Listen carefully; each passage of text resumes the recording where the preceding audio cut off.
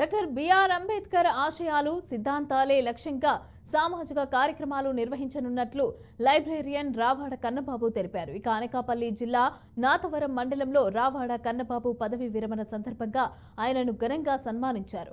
ఆయన చేసిన సేవలను కొనియాడారు. తన శేష జీవితాన్ని సామాజిక న్యాయం, సమాజ సేవలో గడపనున్నట్లు లైబ్రేరియన్ కన్నబాబు తెలిపారు.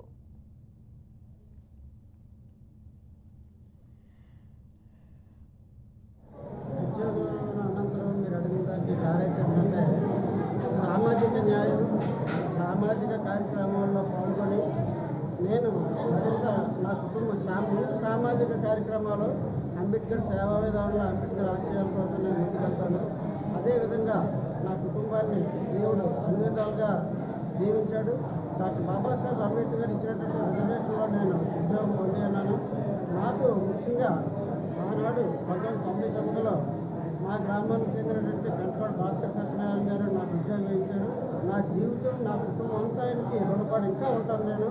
అలాగే నేను పనిచేసినటువంటి ప్రతి బ్యాచ్లో కూడా గ్రంథాలయాన్ని ఏ విధంగా అభివృద్ధి చేయాలి, పబ్లిక్కి ఏ విధంగా నేను సహాయం పడతాను అలాగన్నటువంటి కోణంలో ఆలోచించి కురుప్రోల్లో కానీ, అలాగే కొత్తకోటలో కానీ, అలాగే నాతోల్లో కానీ ప్రతి గ్రంథాలయం, అలాగే కొయ్యూరు 13 సంవత్సరాలు ఇన్ఛార్జ్గా పనిచేశాను. కొత్త బిల్డింగ్ అక్కడ నిర్మించడం జరిగింది.